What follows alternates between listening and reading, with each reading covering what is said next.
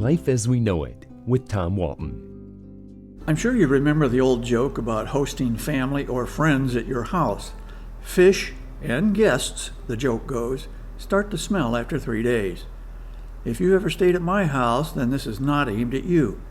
Lord knows that would be cruel and quite possibly untrue.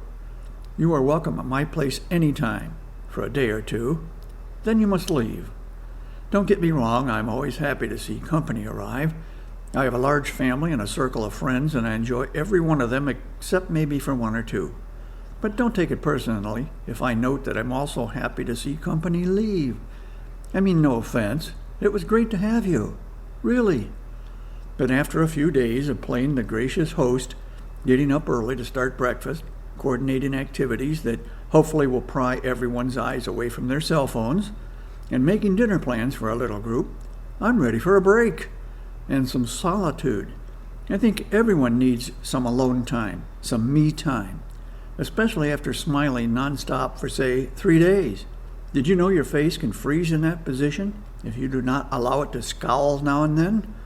So the moment my company backs out of the driveway and I wave goodbye one last time, I start a now familiar routine designed to restore some sense of normalcy. I sit myself down on the couch, I call the dog over, he jumps up on my lap and we sit there together, neither making a sound.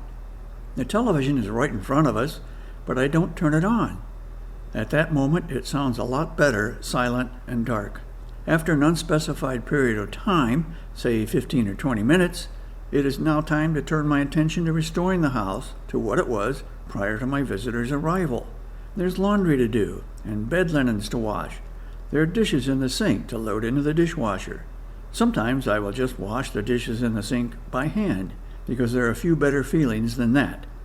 It is not labor intensive, and everything smells really good when I'm finished. Washing dishes was once a chore when I was a kid, but now I enjoy it. After all that is done, I run the vacuum cleaner. I dust and clean where necessary, and yes, I also mess things up where necessary. Guests who have moved things around thinking they are helping me be neat and tidy have sadly miscalculated. I know where the TV remote belongs, but too often my guests do not. If the settings on the remote have been changed to suit someone else's viewing preferences and not restored to mine, I am distressed and disoriented until I can make it right. If any furniture has moved a few inches, I spot the misalignment immediately. If the dog thinks I am unreasonable about all of this, he hides his feelings well.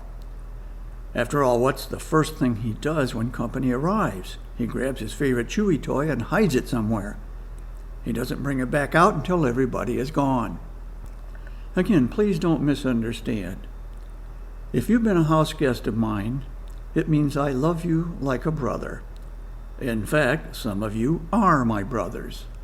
Conversely, if I'm ever a guest in your house, I ask one favor of you.